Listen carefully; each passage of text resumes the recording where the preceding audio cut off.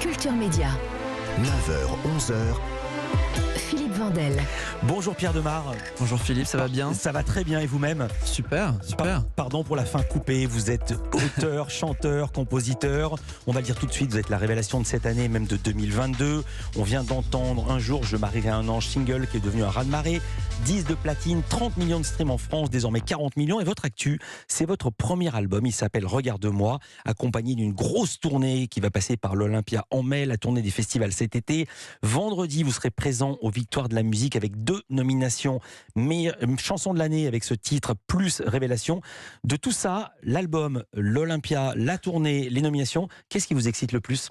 C'est une belle question. Qu'est-ce qui m'excite le plus? Tout ça m'excite fort.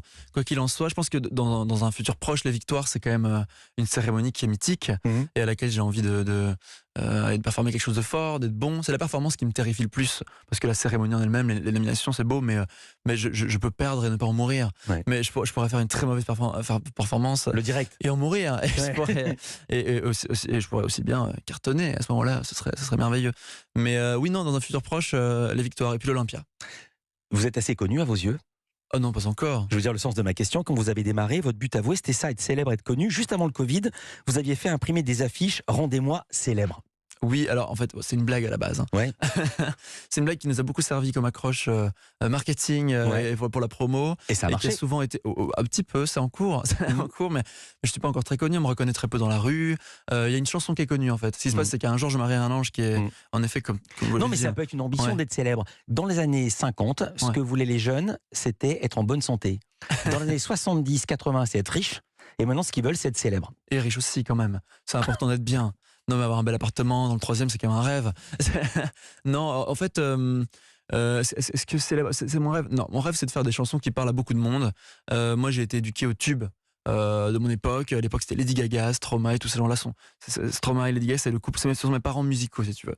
Et à partir de là, moi, j'ai été bercé par tout ça et j'ai envie, à mon tour, de vendre du rêve et de faire des chansons qui plaisent dès la première écoute, qui parlent, qui sont fédératrices.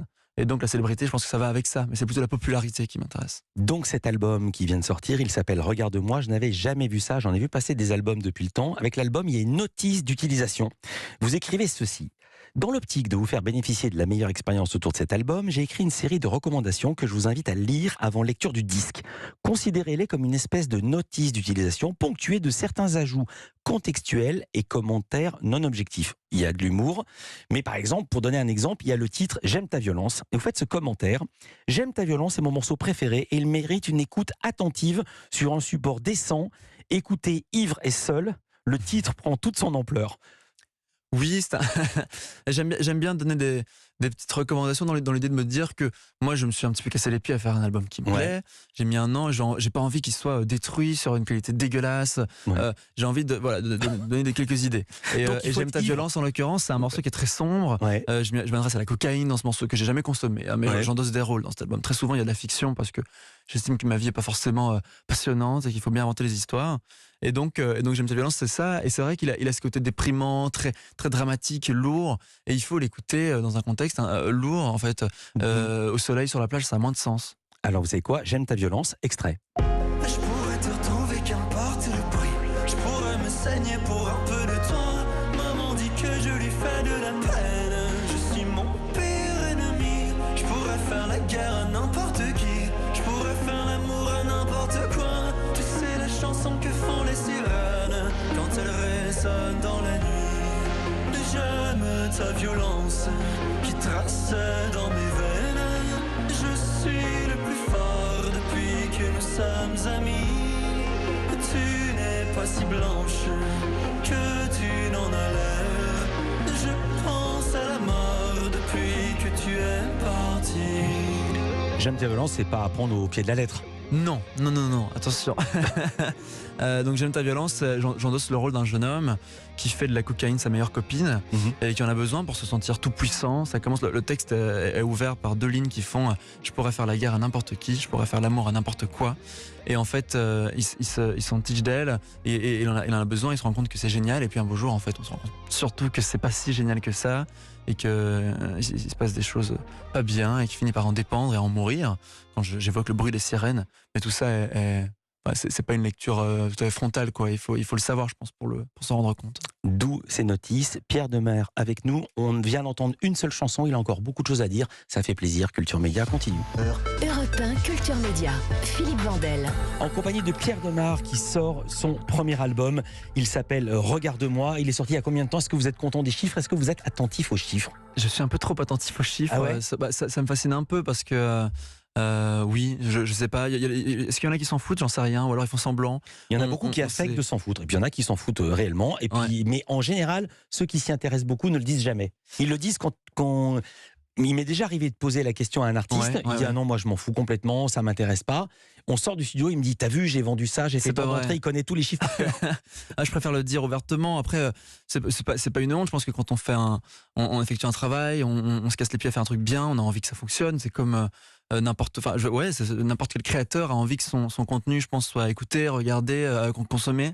Et en l'occurrence, je suis plutôt content parce que je viens d'arriver, l'album est premier en Belgique, figure-toi. C'est merveilleux dans mon pays. Et puis chez vous, je pense qu'il est top 5, donc c'est super. Mais voilà, c'est pas ce qui est le plus intéressant, mais je suis content. Cet album s'appelle, je le trouve plus, je l'avais pas noté, j'aurais dû le noter. Regarde-moi. Regarde-moi. Je l'ai dit, il y a des notes de pochette, une notice d'utilisation. Pour la chanson Les Animaux, vous faites ce commentaire. Ce titre a été pensé comme un titre live. Je vous invite donc à recréer chez vous une ambiance de concert. Donc vous expliquez qu'il faut monter le son, mettre une boule à facettes si on en a. Soyez bestiaux, mais n'oubliez pas de rester décent. Arrêtez immédiatement la lecture de la piste si vous sentez vos pulsions prendre le contrôle sur votre raison. On va écouter quelques notes. Je parle au nom des animaux, et ce soir, la ville est à nous. Je parle au nom des animaux, ce soir, la ville est à nous. La ville est à nous, la ville est à nous, la ville est à nous, la ville est à nous, la ville est à nous, la ville est à nous, la ville est à nous. La ville est à nous, à nous, à nous. Ça sent le gros son, la fin de boîte de nuit. Absolument, très club. Ouais, très très club. Vous avez souvent dépassé les bornes en soirée. Non, pas tant que ça. Et vous êtes souvent comporté en animal dans les villes. Ah, ça peut m'arriver. C'est Non, la en fait, chanson, tu sais quoi, c'est marrant, mais moi j'ai fait ma adolescence très tardive. J'ai pas eu d'adolescence, j'ai pas eu de crise d'adolescence. J'ai été très sage, jusqu'à mes 18 ans, je buvais pas d'alcool. J'étais en campagne en fait, donc il n'y avait pas de lieu de sortie. Avec des parents très comme il faut, la profession des parents m'a sidéré. Ah oui, ma mère est architecte, et mon papa est juriste. Voilà. C'est vrai que c'est pas très musical. Alors souvent on dit que je suis un fils d'eux et on me demande qui sont tes influents parents enfoirés. Comment ça se fait que t'es partout? Et non, j'ai des bons attachés de presse, c'est eux mes parents. Mes parents n'y sont pour rien là-dedans, dans cette histoire. Rien à voir avec la pas musique. De crise d'adolescence, pas de crise très sage, tu vois. Ouais. Et puis maintenant, avec le temps qui passe, je commence à la faire un petit peu. En tout cas, mes soirées deviennent plus. Non, le temps qui passe, vous avez 21 ans, donc tout va bien. Les 18 ans, c'était il y a 3 ans. C'était il y a 3 ans, mais depuis lors, ça y est, je suis un peu plus festif déjà, plus fêtard. On va entendre un autre titre, il s'appelle Jour, comment vous le nommez? Jour moins 3? C'est Jour moins 3. C'est une balade d'amour un peu, c'est très marrant. Raconte pas tout. Okay. Il y a ce commentaire qui est assez hallucinant, inspiré de faits réels, écrivez-vous. Jour moins 3 est le morceau cucu de l'album qui ravira tous les romantiques naïfs de ce monde. Alors pour les romantiques naïfs de ce monde, le morceau cucu de l'album. Jour moins 3, avant l'amour fou, j'écris déjà l'histoire dans ma tête. Jour moins 3, avant l'amour fou, ça y est, je te viens battre. Jour moins 3, avant l'amour fou. Jour moins 3, avant l'amour fou. Il y a plein de drôles d'accents, il y a de l'autotune, mais on sent aussi Paul Naref. Enfin, il y a 1000 influences dans tout l'album. C'est vrai, il y a un peu de tout. Il y a du Yel, il y a du Paul Naref, du Balavoine, il y a un peu de Stromae aussi, je pense. Et Jour moins 3, et Jour moins 3, ça veut dire quoi? Et Jour moins 3, en fait, j'ai écrit ce morceau réellement, puisque c'est réellement inspiré de faits réels. Hein, donc, à Jour moins 3, avant un rencard, avant mon 4e rencard, il me semble que c'était en Bretagne qu'il avait lieu. Avec le premier amour de ma vie, réciproque en tout cas, c'était partagé, ça faisait plaisir, parce qu'avant ça, c'était toujours à sens unique. Et j'écris. Et en fait, tu sais, est-ce que c'est que moi, j'en sais rien, mais sur les premiers amours, les débuts, il suffit de 3 rencarts pour tomber love et se dire que c'est beau, ça y est, et que c'est l'homme d'une vie ou la femme d'une vie. Et donc à ce moment-là, moi j'ai l'impression qu'on va se marier, qu'on va avoir des gosses, et 7 mois plus tard, c'était fini.